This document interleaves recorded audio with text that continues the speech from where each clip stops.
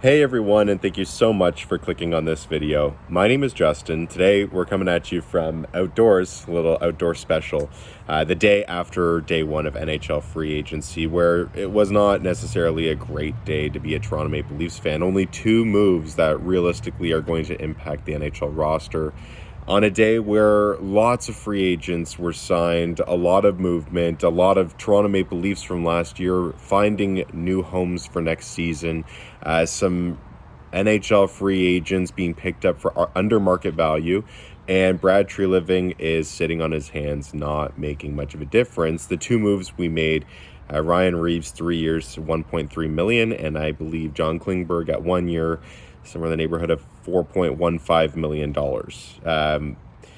What I would consider not bad moves, but nothing to be excited about, especially on a day where, like I said, a ton of players from last year's Leafs roster found new homes, and a ton of potential free agent targets for the Leafs got picked up by other teams and are now off the board.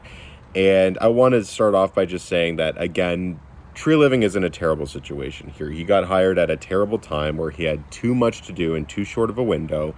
No matter what he was going to do, unless he literally came out and knocked it out of the park on day one of NHL free agency, we weren't going to be looking at this in a bright light. We were going to be thinking that he's not doing enough and that Kyle Dubas could do better. And maybe that was the case, but this is the reality of hiring a new GM just 3 weeks before the draft and the free agent market opens. It's just not good timing. I don't know how anybody could have expected that this was going to go necessarily super well right off the bat. And we're far from day one of the NHL season. So a lot can change, whether it's free agents that are still available being picked up and all of a sudden this team looks very different, or some trades that, we're going to explore throughout the summer prior to the season starting. It's hard to judge what the team's going to look like after just day one of free agency. The likes of Tyler Bertuzzi, Max Domi, and others still available. This team can still look very different. So I'm not in a position where I'm looking to just make an early assumption of what this team is capable of for next year. We really don't know until we know for sure. That being said, I can't deny that it was not a good start to Brad Treliving's tenure to sign Ryan Reaves, who I know I'm personally going to love the guy. Like, next year, watching the guy, and as someone that watches all the the post-game interviews and all the content with behind the scenes, this is going to be a character that we're going to love as fans, and the team's going to love as well. It's the kind of guy that I do think we need in the locker room. But at that 3-year term as a 36-year-old just makes zero sense to me. When I saw the report come out the night before free agency of a multi-year deal being worked out, I thought, okay, 2 needs to be the max. And to see that it's 3, taking him to 39 years old, I don't see him finishing that contract with the Leafs. I see him either being bought out, buried, or traded before that contract is done. And when you're signing a contract that you already know ahead of time that it's not going to end well, that's just not a contract that I want on the books, period. I get that he must have had other offers out there, but is Ryan Reaves really the piece that you need to target so bad that you're going to overspend with AAV and term? It's just... he should have been under $1 million, and he should have been less than 3 years. So that was a swing and a miss to me. Again, I think he's going to be good for the team. I'm looking forward to watching him on the fourth line. I saw in Treliving's press conference that, that's the kind of character that you need in the locker room. It's not like we haven't had characters in the past. Mitch Marner is known as that kind of guy. And if he can't get the job done, then why is Ryan Reaves going to step in and do that? We've already tried it with the likes of Joe Thornton. If your big guys, if the guys that you're keeping around just don't have any personality, I don't think bringing in Ryan Reaves is going to change that much. He's not that much of a culture changer. It's going to make it a little bit more enjoyable for the guys in the locker room, but to what capacity, and is it worth paying a 12th forward that kind of money and that kind of term just for that insignificant role? I don't know. And to talk about being tougher, I mean, absolutely you're tougher with Ryan Reaves on your team, but you lose Noel Acciari, you lose Luke Schenn, you lose Ryan O'Reilly. Like, those were guys that you had on your team last year, and that didn't even make much of an impact. It got you through one round, and then you got stomped by the Florida Panthers in round 2, where they were able to take liberties on your team with no retaliation. So if those guys couldn't step up, and those guys couldn't create a culture where your other guys that don't typically step up, if that didn't happen last year, I don't see how Ryan Reaves stepping in this year is going to change anything. So first move of the day for Brad Treliving, to me, mixed opinion, leaning towards not necessarily a good move, not something I think is going to move the needle in any way. And then I was thinking about making a video after that because the day was dragging on and all these players were being signed. Good thing I didn't, because then the Leafs signed John Klingberg. And this is actually the move that I do like. I think you could have got him for less than 4.15. I'm hoping you could have. I wish that we could have. I wish that we did. He's coming off of a $7 million deal, but that was like a bet on yourself deal, and he overplayed his hand.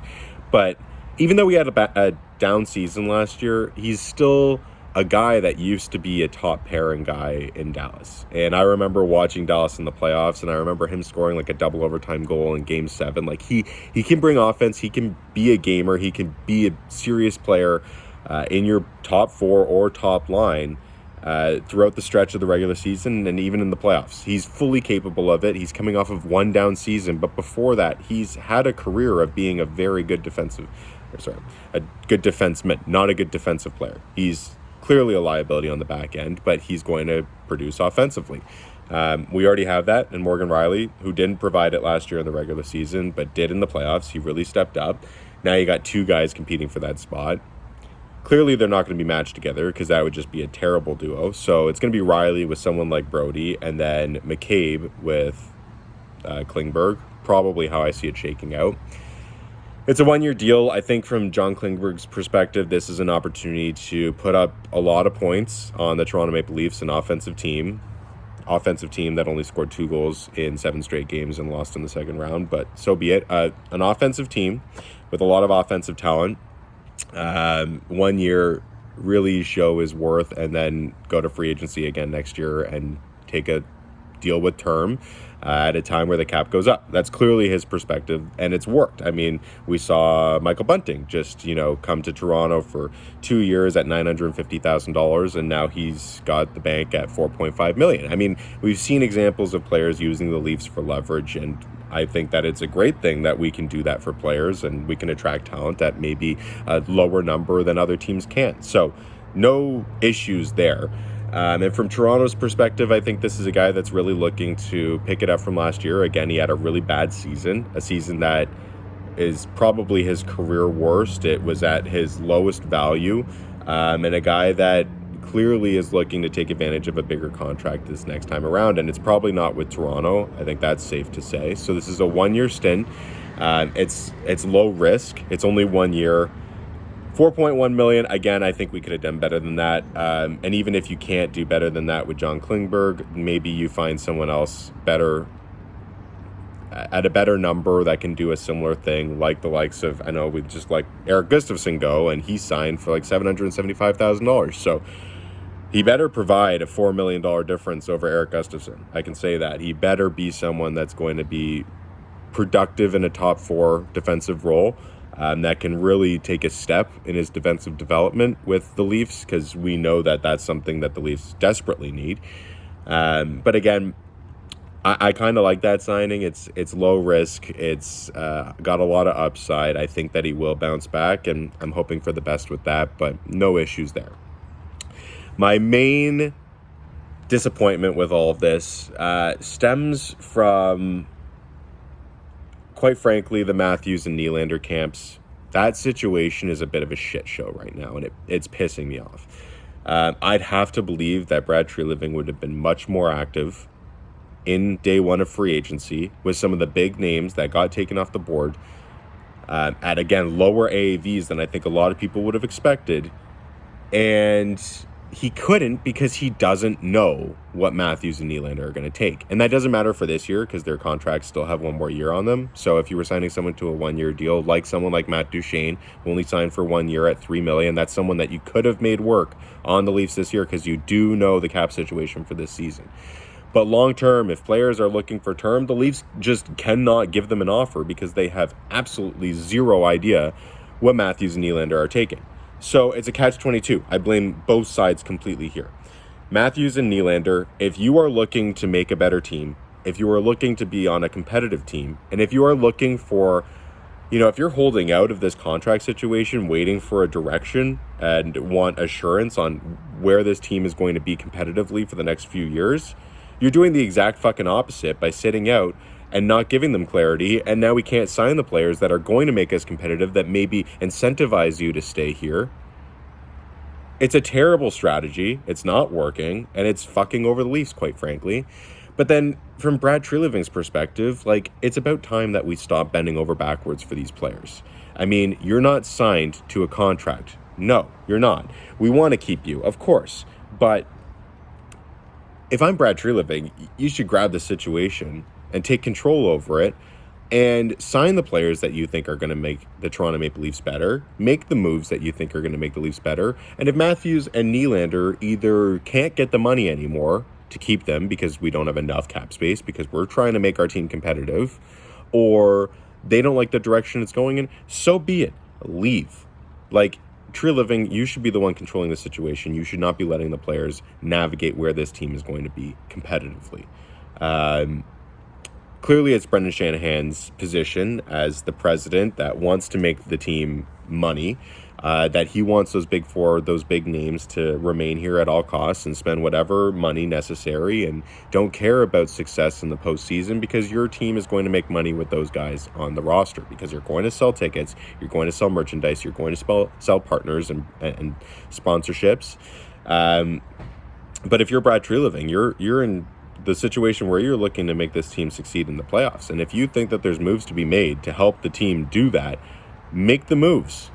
And if all of a sudden Matthews is looking for $13 million, but you've made a competitive team around him and you only have room to offer him 12.7, then Matthews is in a position where he's going to have to take a little bit less if he wants to stick around. If that's really his position that he wants to stay here, he's going to have to take a little bit less because you've dictated that this is what we've got available for you because we're looking to make this team competitive and have success and win you a cup. And same thing with William Nylander. If he's looking for $10 million and you only have room to offer him 8.8 like Dubois got or $9 million, then so be it. He's got to take it. And if he doesn't, I get the Matthews situation is now in a bit of a predicament because his full no move has kicked in. He's got one more year on his deal and he's got complete right to waive any sort of deal that's thrown his way and then just walk himself into free agency, and that one could kick you in the butt. But William Nylander, you've got full control. He's got a 10-team no-move clause. He's already submitted those 10 teams. Okay, so you got, 20 other teams that you can still make a deal with? I'm sure you can still get value for the guy out of those 20 teams, and he's got no control over any of those. So put yourself in the situation where you're in control, Brad. Make the moves that you want to make. Start making this team better because as it stands today, the defense is shored up. He's still reportedly wanting to shake up this D, which clearly means there's a trade coming. Who's getting traded? Is it McCabe, who you now have that $2 million for the next 2 years? Probably not. Is it Brody, the guy that he already tried trading out of Calgary in his Calgary tenure? Potentially, but I really think that Brody's one of our better D-men, especially from a defensive responsibility side where Riley and Klingberg definitely don't excel. So what's the move coming on the back end? As far as the forwards go, clearly the Leafs are comfortable with a lot of the Marlies stepping up and becoming full-time NHLers. They're going to bank on, obviously, Matthew Knies. They're going to hope that Nick Robertson can remotely stay any sort of healthy to be in the lineup, even if that's in the third or fourth line role. I think players that we've seen in the past like Pontus Holmberg, Steves, Aberzizi, even Bobby McMahon, those are guys that I think that they're going to rely on stepping into their third and fourth line role. But as it stands right now, our third line is not good. It's like Calle Jarnkrok, if he's not in the top six, which he's probably slotted in the top six right now, it's Calle Jarnkrok. David Kampf, who was your fourth line center last year, is now your third line center. You think he's going to improve that much? It's not terrible, but it's not good. And then you got a Marley with them. And that's not a third line that's got any sort of identity of being a defensive shut line, which I don't even want my third line being that. The Leafs need depth scoring. At the end of the day, they need depth scoring because it takes off the responsibility of the big guys in the postseason where they clearly have too much pressure on them to score and they fail to do so, and the team consistently loses because they can't score goals. So is the solution really to lose your depth in your forward group? that's where we stand right now. Our bottom six is terrible. It's not good. We only have $6 million in salary cap. That's including the $5 million of Jake Muzzin's contract that will be on LTIR. Maybe Matt Murray's going on LTIR and we don't know that, and they've got like $10 million in salary cap. I don't know. But as it stands, $6 million in cap. They've got a qualifying offer at Samsonov. He's probably getting like $3 to $4 million. So we've got $2 more million to get. I think we need multiple pieces in the bottom six. It's not a good situation. I see this team as being much worse than they were last year as it stands today. A lot can change. If I'm Brad Treliving and I'm looking at this team, I think it's inevitable that you need to move one of the big four, which at this point means William Nylander. I think you're trading him now, especially if the camps are as far apart as they can, as they reportedly are. You're trading Nylander, you're getting depth back, you're taking that salary cap, you're spending it in free agency. It's the only solution right now. I don't see this team being any better with William Nylander and that bottom six than they would be if they just dealt the contract. I'm sick and tired of it. It's looking bad. But again, long summer ahead. Lots more moves to be made. Still free agents on the board. Max Domi, Tyler Bertuzzi, lots of depth guys. The kind of guys that Kyle Dubas excelled at attracting to Toronto. Can Brad Treliving mirror that? Bring people in as like a come and play in Toronto, improve it, and make bank off of 1 year here? Can he sell that? We'll see. I sure hope so. Because, again, as it stands today, I'm not overly encouraged. I'm really not. To have spent that kind of money on Ryan Reeves and John Klingberg, those were your two big targets in free agency. It just doesn't make any sense to me. Doesn't. But, again, looking back at it, Treliving was in a miserable situation. I don't think we were sitting here a day after NHL free agency opened thinking that he did a great job in any situation, no matter what he did. So let's give it a little bit more time. Let's see what happens for the rest of the summer. Let's see what moves he's got to make. He's surely making a trade. So we'll wait and we'll make a decision on this team shortly before training camp, because that'll be when we have an idea of what this roster will look like. So thank you so much for clicking on this video. Please, in the comments, let me know exactly what you think of the deal so far. What do we still need to do? Because we surely need to do a lot. And I look forward to talking to you in the next one. Thanks for watching.